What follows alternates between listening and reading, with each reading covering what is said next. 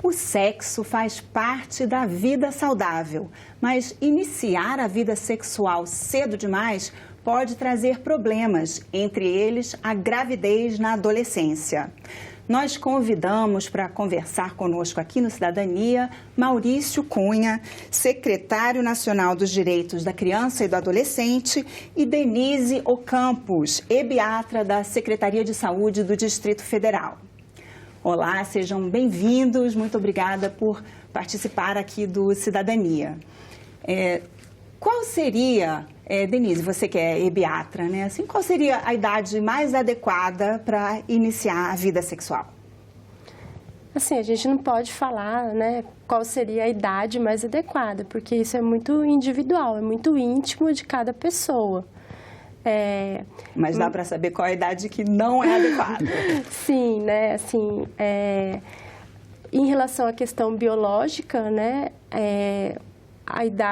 a questão biológica após 2 anos que tem a menstruação, né, que é a menarca é a primeira menstruação. Após 2 anos da menstruação, a mulher já pode ter, o corpo já pode estar preparado para ter um filho, né? Então, depois disso, já pode engravidar. Porque, na verdade, biologicamente, a partir da primeira menstruação, a menina pode engravidar, né? Mas ela já pode engravidar até antes de menstruar, né? Sim, porque a primeira ovulação já acontece antes. Já acontece até antes um pouquinho antes da menstruação, né? Mas isso não é desejável, né? Logo nesse começo, se engravidar logo nesse começo, pode ter problemas até de saúde, Pode né? ter. Mas, assim, depois de 2 anos de ter a menstruação, o corpo já pode conceber, né? Mas aí a gente tem que ver outras questões. A gente não avalia só a questão biológica, a gente tem que avaliar as questões psicológicas, avaliar a questão social, a questão familiar, questão financeira, econômica, né? Todas as questões envolvidas no contexto que essa menina está envolvida, né? Então, assim, a gente não pode falar assim, ela pode engravidar com tal idade, né? Então, isso é muito individualizado.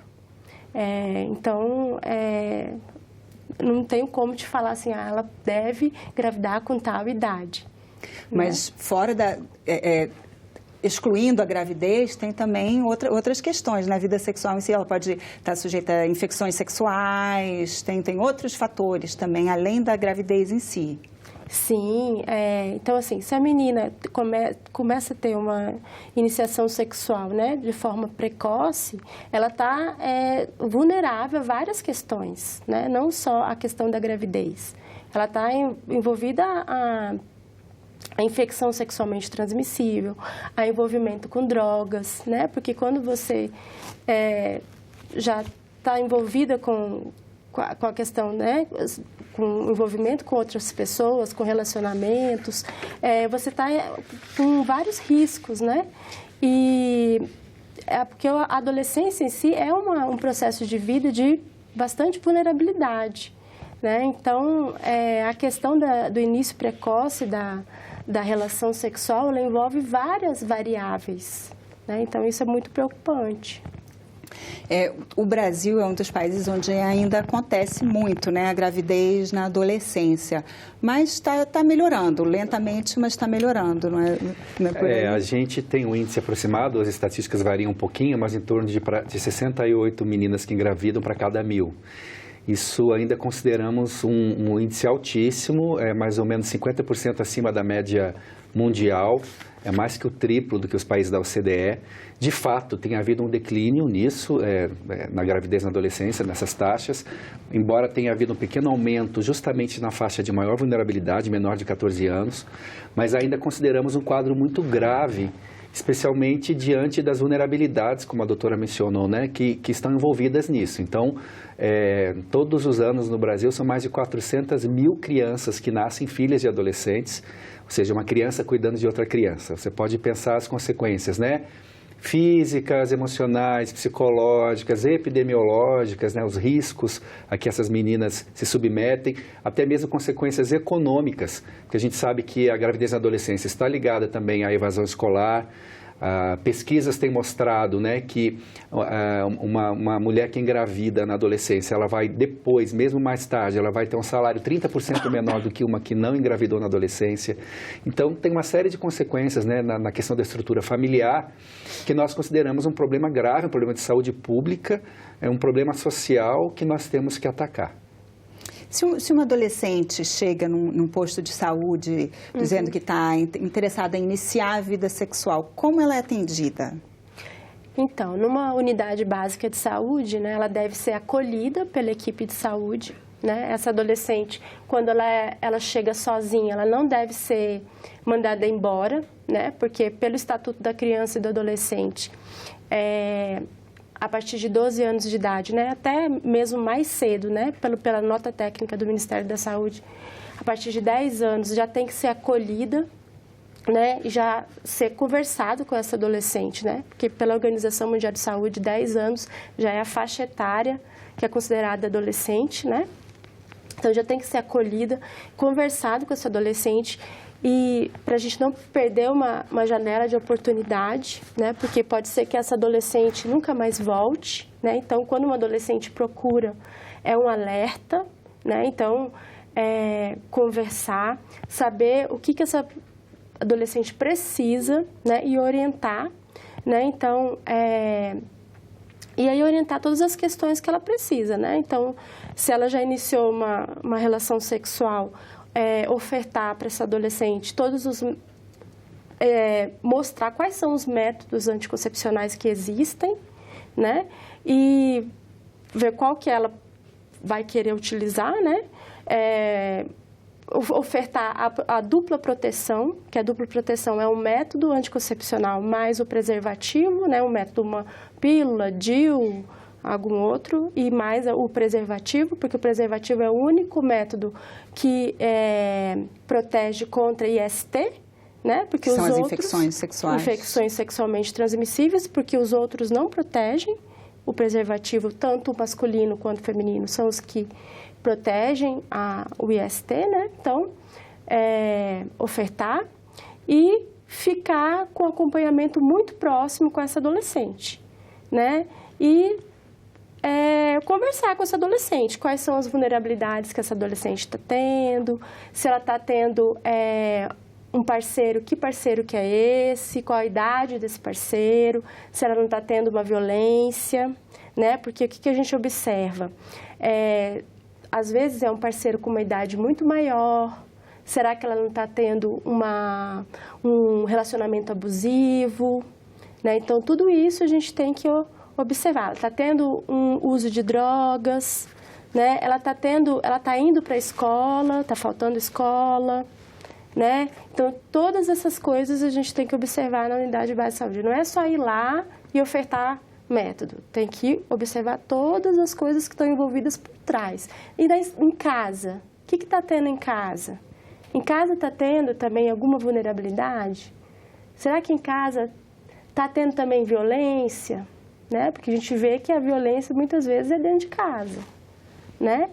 Então, observar todas essas coisas, né? E nunca esquecer que quando o adolescente vai, é uma janela de oportunidade. Porque a gente observa, às vezes o adolescente vai e a gente não quer atender, porque ela foi sozinha, né? Não, você tem que voltar com sua mãe, você tem que voltar com um adulto.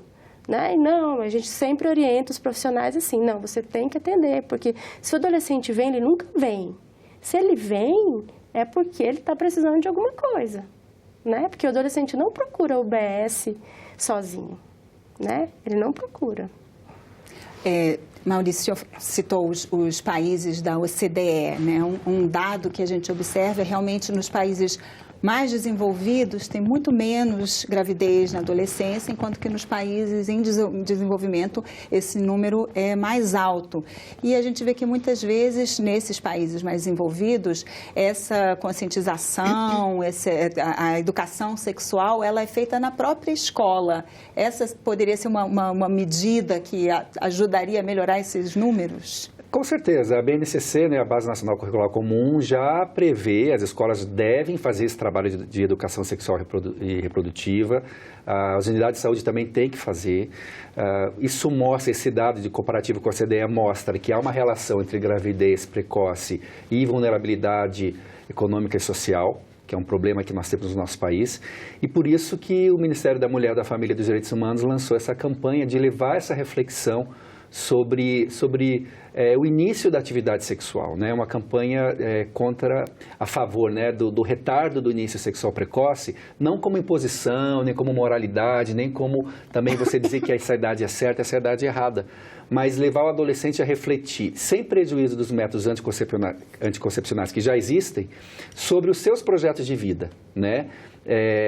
Trazendo a escola para discutir isso, trazendo a unidade de saúde, a campanha que nós lançamos, né, na Semana Nacional de Combate à Gravidez na Adolescência, ela remete, né, porque ela continua aí nas redes sociais, o adolescente para a unidade de saúde, para receber todas essas orientações que a doutora falou.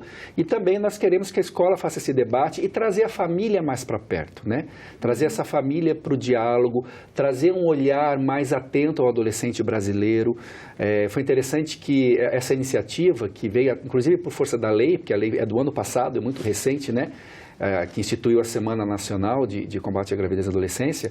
Já no fim do ano, né? Esse ano foi a primeira vez que houve mesmo a semana. Foi no começo de 2019 que a lei foi promulgada, a gente teve, mas foi muito em cima, porque é a primeira semana de fevereiro, esse ano que de fato a gente teve uma campanha efetiva, que teve uma imensa repercussão no Brasil todo, mídia espontânea, milhões de acessos e comentários, o que mostra que é um tema latente, é um tema que a sociedade precisava discutir. Mas um dos méritos que a campanha já trouxe foi o fato de, pela primeira vez, a gente tem uma campanha voltada para o adolescente, porque as campanhas que haviam do Ministério da Saúde, né, falo do nível federal, eram campanhas voltadas para o público em geral, questões de DST, questões, né, de HIV/AIDS, para o público em geral. Para o adolescente mesmo, na sua vulnerabilidade, a gente não tinha uma campanha nacional. Então, essa campanha trouxe essa reflexão e o objetivo foi trazer fortalecer o adolescente nas suas capacidades protetivas, as suas famílias e reforçar essa autonomia dele decidir, inclusive contra determinadas pressões de grupo que há, pressões de meio, porque a gente também vê meninas que engravidam e que falam: mas eu não queria, mas ele me forçou, o grupo, né? Temos também a questão da violência sexual, que é o que nos preocupa muito. Então, trazer o olhar da sociedade para essa problemática foi muito importante e a gente considera que foi só o começo. A gente quer que isso fique como algo permanente e constante. A gente vê, às vezes, famílias mesmo questionando, assim, achando, melhor não falar muito, não ter essa educação sexual, com medo de que isso poderia incentivar um início precoce. Na verdade, é o contrário, né? Tem que se falar. É o contrário, eu acho que quanto mais a gente trouxer, quanto mais abrangente for, quanto mais transparente for a informação e a educação, e é isso que a gente está defendendo, né? Em nenhum momento a gente defendeu uma abordagem de prevenção primária que abortasse os demais métodos. Não, a gente sempre quis ampliar o debate, né? Quanto mais ampla a educação, essas pesquisas mostram, né? Quanto mais transparente, as famílias participando de uma maneira aberta, né? Mais resultados positivos a gente vai ter. As meninas que chegam no posto de saúde, elas já têm informação? As que vão lá buscar é porque elas já têm uma certa informação, em geral? Assim, elas vão com várias informações, mas muitas informações equivocadas, né? Então, assim, às vezes a gente acha que por conta da tecnologia, né, que deles terem muito acesso à informação, elas sabem de tudo, né? Mas isso não é verdade, né? Assim, o que eu observo, assim, na minha prática e também conversando com outros colegas e fazendo também as rodas de conversa que a gente vem fazendo, tanto ano passado na semana, né, da prevenção, depois da semana do decreto, e esse ano também a gente fez várias rodas de conversa em escolas, nos centros da juventude, né, nas UBSs, conversando com as adolescentes de várias idades, a gente tem observado assim, que tem dúvidas muito simples, sabe? Então, o que a gente tem observado? Que está faltando informação. Está faltando informação. Então, assim, está faltando diálogo. Está faltando diálogo dentro de casa. Está faltando as escolas conversarem. Está faltando os profissionais de saúde conversarem. Entendeu? Então, assim, está faltando conversa com esses meninos, sabe? Então, assim, coisas muito básicas, sabe? Então, assim... Por exemplo, dá um exemplo pra gente. Muito, assim... Não sabem como são feitos os bebês? Não sabem que o espermatozoide junta com o óvulo, né? Eles sabem da anatomia. As escolas ensinam anatomia. Elas ensinam sobre a genitália feminina e a genitália masculina, mas não sabem juntar, né? Elas não ensinam que nas preliminares pode engravidar, né? Não ensinam que o coito interrompido engravida. Não funciona como método anticoncepcional. Né? Não ensinam que aquela secreção antes, qualquer secreção que saia antes, né? Que na questão da lubrificação tem espermatozoide, porque é o mesmo lugar onde sai a secreção que lubrifica, sai espermatozoide. Né? Então, tem coisas muito básicas, assim. Né? Então, assim, muitas coisas, sabe? Então, a gente precisa conversar mais com esses adolescentes, fazer muitas rodas de conversa, né? Não ficar só no achismo de que eles sabem tudo, eles não sabem. E a gente fez rodas de conversa nos centros da juventude. Os centros da juventude são jovens, são acima de 19 anos, meninos de 25, 27, e as dúvidas continuam, né? E são jovens que já têm filhos, e eles continuam com dúvidas. Aí já vem aquelas outras dúvidas, né? Se acabou de ter um bebê, não pode estar amamentando, não vai engravidar. E ainda continuam as dúvidas ainda aqui dos meninos mais novos, né? Então, assim, eu acho que a gente tem que conversar mais, né? E eu acho que as escolas, elas deveriam ter uma abordagem mais profunda sobre isso, sabe? Eu acho que a gente tem que parar com isso de achar que a escola não pode ter educação sexual. Isso é da nossa época, das nossas avós. A gente está no século XXI. Século XXI, a gente tem que falar sobre isso, a gente tem que falar sobre sexualidade. Não sobre sexo e relação sexual, sobre sexualidade mesmo. Sabe, sexualidade, ela é muito maior, é muito ampla, né? E além só da pura da anatomia, né? Muito assim, além da anatomia, falar muito mais sobre isso. Porque aí, quando a gente tem a informação, o que a gente observa? Eles vão adiar essa iniciação, iniciar a relação sexual, porque eles vão estar pensando mais no projeto de vida. Porque quando eles começam a pensar sobre isso, eu vou focar no meu projeto de vida, minha faculdade, na minha família, em alguma coisa, na minha questão financeira. Então, eu vou adiar a questão de relacionamento, vou deixar para depois. Isso, né? Se comprova, esse adiamento do início da atividade sexual com a informação? Tem assim, essa campanha de abstinência, ela está espelhada em outros exemplos? É uma boa pergunta. É que é a primeira vez que nós temos isso no Brasil como política pública. Né? A gente nunca tratou dessa questão mais comportamental como um programa estruturado de uma política a partir do Estado. Isso acontece a partir das famílias, de alguns grupos religiosos. Então, justamente a nossa proposta com a campanha Tudo Tem Seu Tempo, né? Adolescência primeiro, gravidez depois, é trazer essa reflexão. O que nós estamos fazendo agora? A Secretaria dos Direitos da Criança e do Adolescente está fazendo justamente um mapeamento, a pesquisa das melhores práticas que nós temos. Tanto no Brasil, nós temos práticas isoladas de organizações sociais, por exemplo, que tenham resultados comprovados, quanto em outros países. Isso já é política pública em alguns países. Algumas experiências que nós mapeamos, né? No Chile, temos experiência em Uganda, que envolveu muito a questão para frear a pandemia da AIDS. Nos Estados Unidos também temos algumas experiências onde esse tipo de programa é financiado com recurso público. Temos sim experiências exitosas, temos relatos de grupos controle, por exemplo. No Chile, onde meninas que participaram de um programa desse tipo, o índice de gravidez foi 5 vezes menor. Temos casos de grupos nos Estados Unidos onde 60%, por incrível que pareça, 60% dos adolescentes que passaram por programas de orientação sobre o retardo da atividade sexual aderiram. Né? Fizeram essa reflexão, não, mas o meu projeto de vida, eu quero minha família, eu quero ter uma estabilidade financeira. Porque essa geração, por incrível que pareça, apesar de adolescente ter essa fama de ser meio rebelde e tal, eu tenho 2 adolescentes lá em casa, eu posso dizer isso, né? Eles querem uma estabilidade familiar e econômica. Tudo que uma gravidez iria atrapalhar, né? Uma gravidez precoce. Então, algumas pesquisas mostram que, de fato, os adolescentes fazem uma reflexão, lógico que não é 100% que vão aderir, mas muitos sim fazem essa reflexão e decidem, não, agora não, camisinha não protege o coração, a relação sexual é algo muito mais profundo e eu vou esperar o momento certo. Então, por que não lançar essa reflexão, né? A gente acha que ela pode trazer resultados.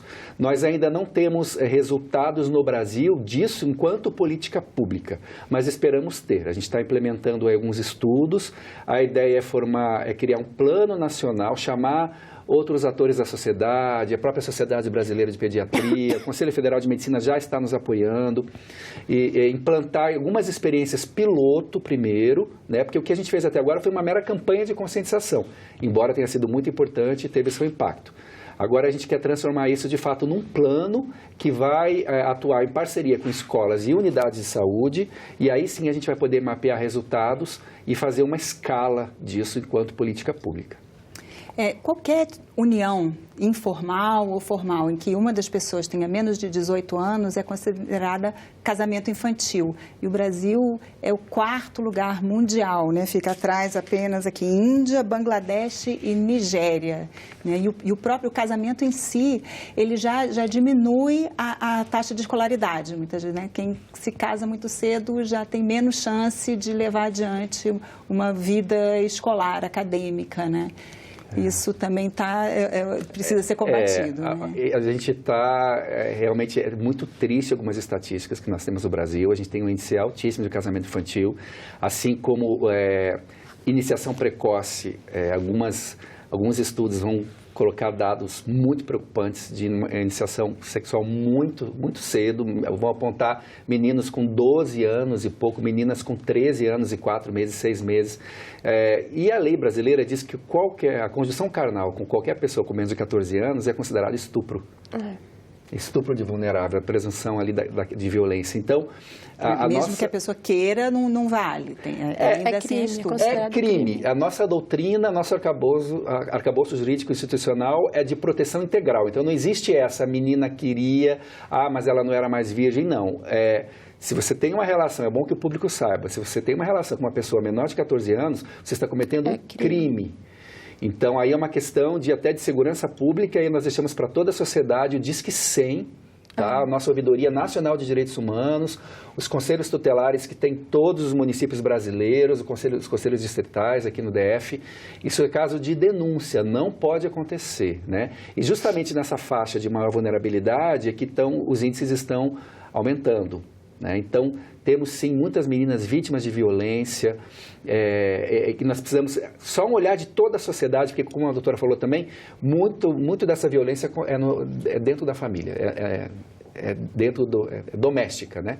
Então, aí precisamos de professores conscientizados para estarem atentos aos sinais. A gente já fez um programa sobre isso aqui, né, na TV Senado. Inclusive está disponível no site, quem quiser olhar também, né? Isso, é um tema muito importante. Professores precisam estar atentos a mudanças de comportamento. Estamos fazendo uma parceria com o Conselho Federal de Medicina para que os médicos tenham esse olhar mais acurado e façam a denúncia. Eles terão um canal privilegiado de denúncias no Disque 100, a classe médica. A gente está trabalhando esse acordo de cooperação técnica com o CFM. Então, é trazer todo um olhar da sociedade para a proteção da infância. Infelizmente, nosso tempo já acabou. Eu queria só pedir, Denise, bem resumidamente, que a gente falou muito sobre as meninas, mas os meninos também não precisam começar cedo demais a vida sexual, né? Não, não precisa, né? Antigamente tinha essa história do pai levar os meninos, né, para ter a relação sexual, para mostrar que eles são homens, viris, né? Mas não tem isso, né? Não tem. Eles podem esperar tranquilamente, isso, né? No momento certo. Não precisa disso também, né? Então... Gente, muito obrigada pela participação de vocês aqui no programa Cidadania. Obrigado, é um prazer. Obrigada. Esse programa já está disponível na internet, no nosso site ou também no canal da TV Senado no YouTube. E se você quiser fazer algum comentário ou sugestão para o nosso programa, ligue 0800 61 22 11. A ligação é gratuita. Muito obrigada pela atenção e até o próximo Cidadania.